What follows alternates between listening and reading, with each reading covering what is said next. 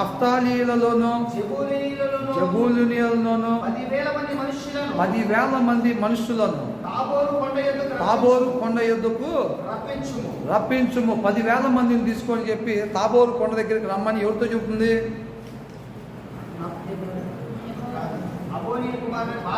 బారాకుతో చెప్తుంది అన్నమాట. ఎవరు చెప్తున్నారు? దెబోరా అనే ప్రవక్తని చెప్తుంది. ఆమెను ఎన్నుకుంది ఎవరు? దేవుడు ఎన్నుకున్నాడు. ఎందుకోసం ఎన్నుకున్నాడు? ఇశ్రాయేల్ జనాంగాన్ని తమ శత్రువుల నుంచి కాపాడటం కోసం ఆ టైంలో ఆ యొక్క ప్రవక్తని దేవుడు ఎన్నుకున్నాడు. ఎన్నుకున్నప్పుడు ఆ బారాకుతో అదిగా 10,000 మందిని తీసుకొని రమ్మని చెప్తా ఉంది.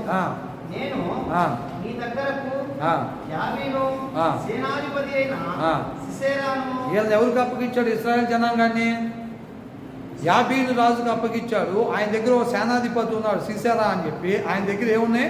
900 ఇనప రథాలు ఉన్నాయి. అంటే బలమైన సైన్యం కలిగి ఉన్నాడు అన్నమాట. అర్థమవుతుందా? వాళ్ళకి దేవుడు అప్పగించాడు తెలుసుకోవాల్సింది వీళ్ళు తెలుసుకోవటం కోసం. ఆ తర్వాత ఏముంది? నేను నీ దగ్గరకు యాబీను సేనాధిపతి అయిన సిసెరాను అతని రథములను అతని సైన్యమును కీషోను ఏటి యొద్దకు కూర్చి నీ చేతికి అతనిని అప్పగించదనని ఇశ్రాయేలీయుల దేవుడైన యెహోవా సెలవిచ్చి ఉండలేదా అని దెబోరా ఏమని చెప్తున్నాడంటే దేవుడు ఆ 900 ఇనప రథాలు ఉన్న యొక్క సీసరాను తన రాజుని నీ చేతికి నేను అప్పగిస్తానని దేవుడు చెప్పలేదా అని చెప్తా ఉన్నారు అన్నమాట. అవునా కదా? అవునా? ఇశ్రాయేల్ జనాంగాన్ని ఆ రీతిగా దేవుడు రక్షించటం కోసం ఆ యొక్క న్యాయాధిపతిని ఎన్నుకున్నట్టుగా మనం చూస్తూ ఉన్నాం. దేవుడు ఎలా శిక్షిస్తున్నాడు మనల్ని? ఒక తండ్రి, ఒక మంచి తండ్రి తన కుమారుణ్ణి ఏ రీతిగా అయితే మంచి మార్గంలో నడవటం కోసం శిక్షిస్తాడో అదే రీతిగా దేవుడు కూడా ఇశ్రాయేలీయులు మాత్రమే కాదు మనల్ని కూడా మనం నేర్చుకోవాల్సింది నేర్చుకుని మంచి మార్గంలో నడిచి తండ్రితో పాటు యుగ యుగాలు నిత్యము జీవించి ఉండటం కోసం దేవుడు కొన్ని పరిస్థితులు గుండా మనల్ని ప్రవేశపెడుతూ ఉంటాడు. అంతేకాదండి, మనం తెలుసుకోవాల్సింది తెలుసుకునే దానికోసం ప్రయత్నం చేయాలి. దేవుని పాదాల చెంత వేడుకోవాలి. అది తెలుసుకుంటే మనం సరి చేసుకోవడానికి ఇష్టపడితే ఆయన సహాయం చేత మనం బయటపడతాము. తండ్రితో పాటు సమాధాన పడి యుగ యుగాలు జీవిస్తాం. అలా కాకుండా తెలుసుకోవాల్సింది తెలుసుకోకుండా ఆ పరిస్థితిని తీసేదేవా, ఆ పరిస్థితిలో నుంచి బయట అని అంటే బయటేస్తే ఏమైంది? మనం తెలుసుకోవాల్సింది తెలుసుకుంటామా? తెలుసుకో, అలాగే ఉంటాం. అప్పుడు రేపు రోజున ఏమైపోయే వాళ్ళం ఉంటాం? నరకానికి వెళ్ళిపోయే వాళ్ళం ఉంటాం, నశించిపోయే వాళ్ళగా మనం ఉంటాం. అది దేవుడికి ఇష్టం లేదు. కాబట్టి ఒక తండ్రి, ఒక మంచి తండ్రి తన కుమారుని కొట్టినప్పుడు అది దెబ్బ తగిలిద్దని నొప్పి పుట్టిద్దని తండ్రికి తెలీదా? బాధ కలగదా? తండ్రికి కలిగినా సరే అది తన కుమారుడికి అవసరమై ఉన్నది, లేకపోతే నా కుమారుడు నశించిపోయేవాడిగా ఉంటాడు అని ఎంతో బాధ. ఆ బాధ కన్నా ప్రేమ ఎక్కువ ఉంటుంది. కాబట్టి ఆ యొక్క ప్రేమతో తన కుమారుడిని శిక్షించైనా సరే సరైన మార్గంలో నడిపించుకొని నిత్యము తన కుమారుడు జీవించి ఉండాలనే ఉద్దేశాన్ని కలిగే శిక్షిస్తాడు.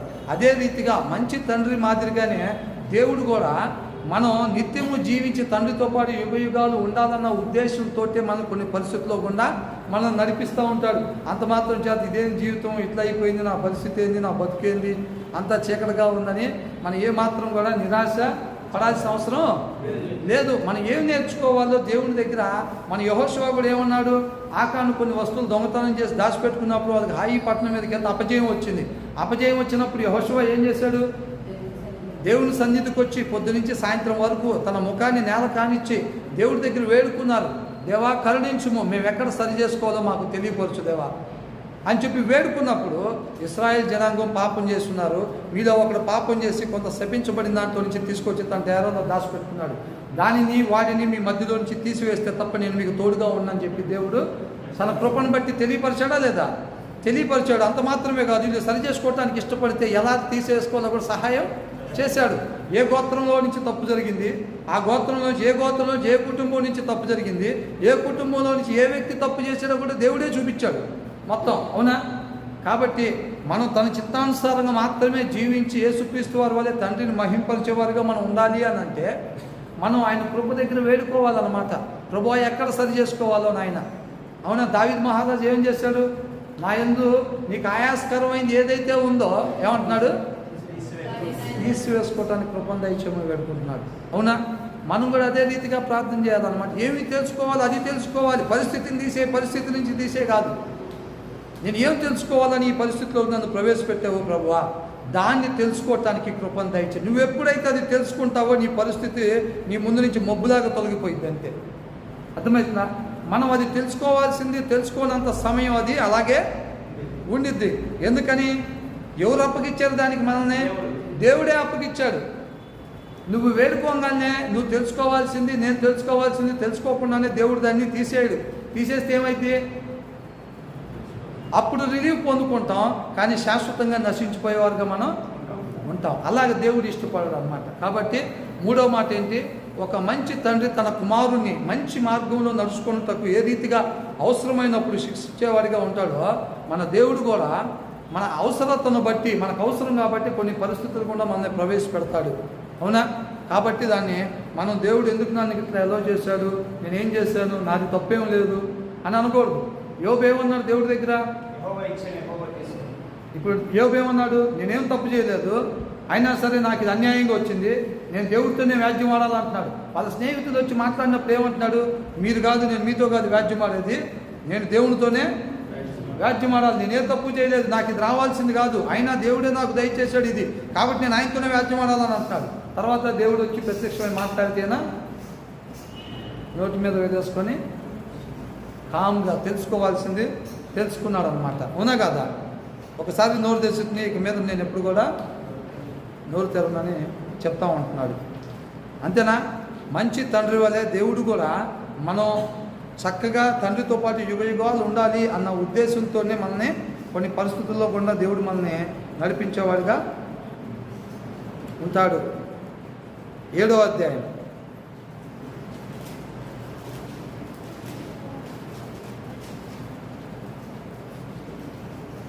7వ అధ్యాయం మొదటి వచనం. అప్పుడు యెరుబ్బయలు అంటే ఎవరు? యెరుబ్బయలు అంటే ఎవరు? ఎవరు చెప్పారు అన్నమాట? ఇవేనా?